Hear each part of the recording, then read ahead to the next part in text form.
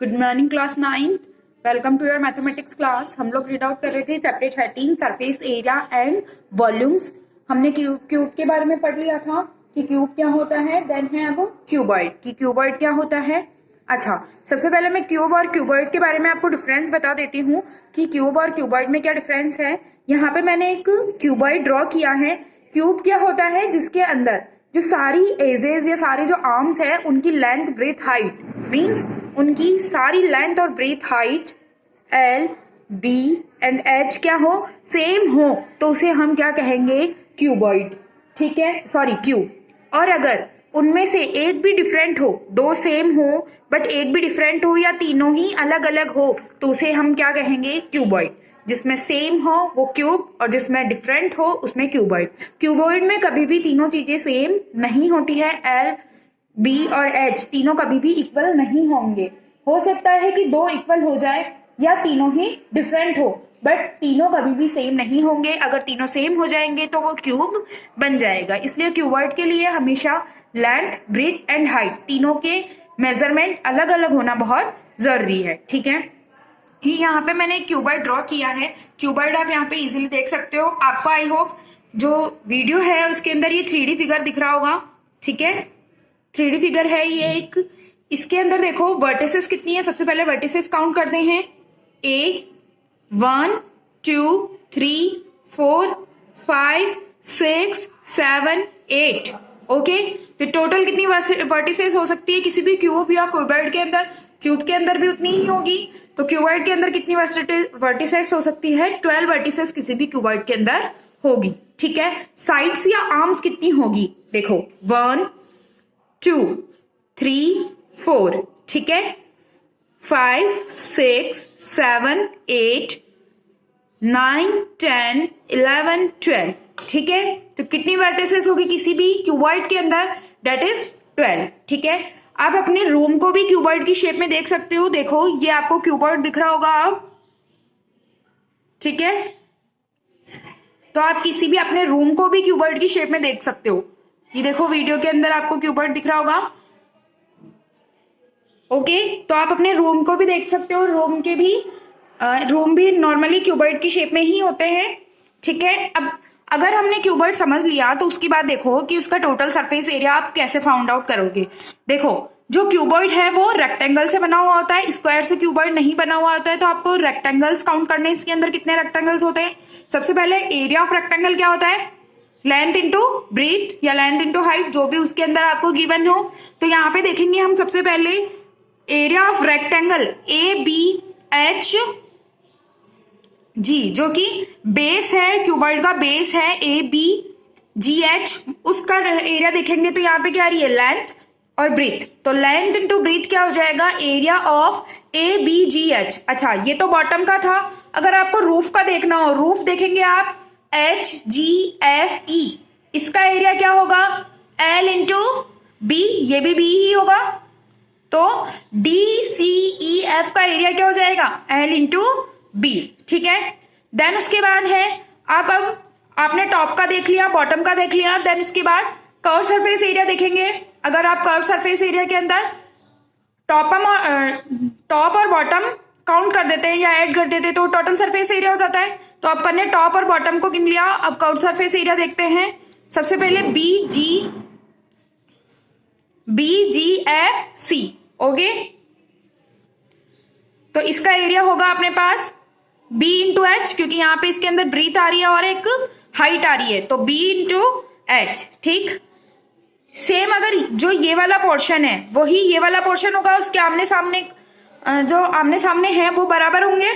ठीक है, तो area of A D E H भी क्या होगा, b इंटू एच। ठीक है, अच्छा अब ये जो फ्रंट वाला एरिया है A B C D and H G F E, ये भी दोनों सेम होंगे, तो इनका है एल इंटू, और इसमें हाइट काउंट हो रही है, देखो ये हाइट का मेजरमेंट आ रहा है, तो एल इंटू एच इनका एरिया हो जाएगा। ठीक है, तो अब सबको ऐड कर देती हूं मैं।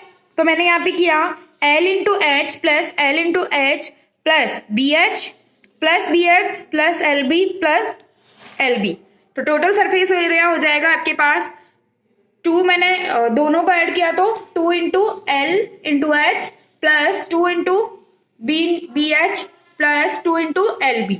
ठीक है, 2 मैंने सब में से कॉमन ले लिया, तो ये क्या हो गया, total surface area of cuboid. इस तरीके से आप डेरिवेशन भी कर सकते हैं। आपको फॉर्मूला लर्न करना है, फिर भी किसी को कुछ डाउट है तो आप मुझसे वापस से कंसल्ट कर लेना। ठीक है, अब देखो ये हमने इसका टोटल सरफेस एरिया निकाला। टोटल सरफेस एरिया आपने इसका इजीली फाइंड आउट कर लिया सारे को ऐड करके।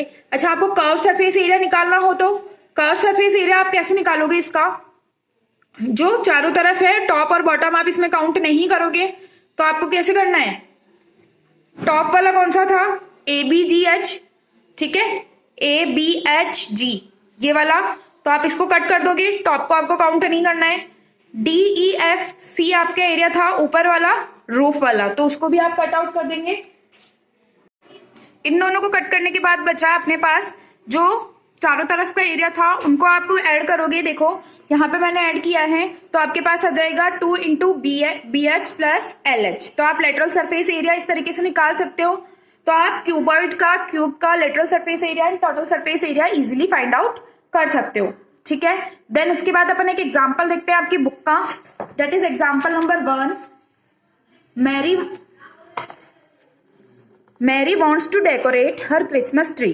She wants to place the tree on the wooden box covered with colored paper with pictures of Santa Claus on it.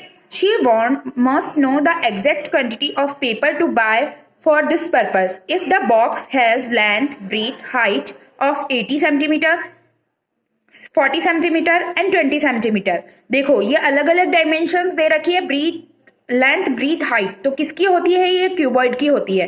तो अच्छा, वुडन बॉक्स आपके किस शेप में होगा, क्यूबॉइड की शेप में। How many square sheet of papers of side 40 centimetre, तो equal सबकी किसकी होती है, क्यूब के अंदर सारी साइड्स इक्वल होती है, तो मतलब ये किसका मेजरमेंट है, क्यूब का। इस तरीके से आप इजीली पता लगा सकते हो। तो आपको पता लगाना है कि उसको डेकोरेट करने के लिए वुडन बॉक्स पे क्या लगानी है, उसको शीट लगानी है, और शीट लगाने के लिए उसको कितने पेपर शीट चाहिए होगी। अगर पेपर शीट का मेजरमेंट है 40 सेंटीमीटर और वुडन बॉक्स क्यूबॉइड शेप में है 80 सेंटीमीटर, 40 सेंटीमीटर एंड 20 सेंटीमीटर। ठीक है, तो आप इसको कैसे निकाल सकते हो, देखो यहाँ पे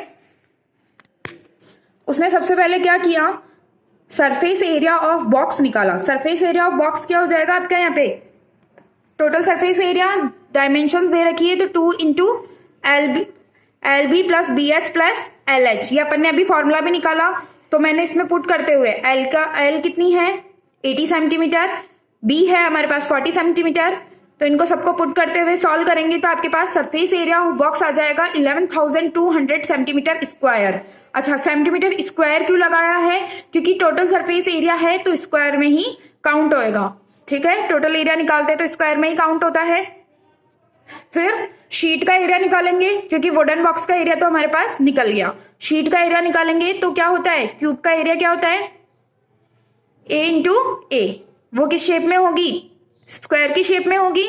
सॉरी, मैंने पहले क्यूबॉइड बोल दिया था, स्क्वायर की शेप में ही होगी शीट। तो जनरली हम देखते हैं जो शीट होती है वो किसकी शेप में होती है, स्क्वायर की शेप में।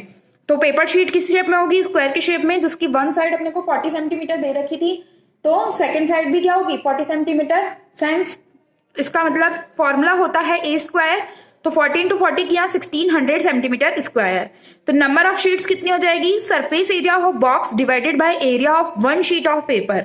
ठीक है, कि एरिया कितना है वन शीट का, तो 1600, तो दोनों को डिवाइड किया तो टोटल शीट्स 7 शीट्स उसको रिक्वायर्ड होगी क्रिसमस ट्री के वुडन बॉक्स को डेकोरेट करने के लिए और उनको कवर करने के लिए। इस तरीके से आप अपना एग्जाम्पल 1 सॉल्व आउट कर सकते हैं। एग्जाम्पल 2 आपको आज ट्राई आउट करना है।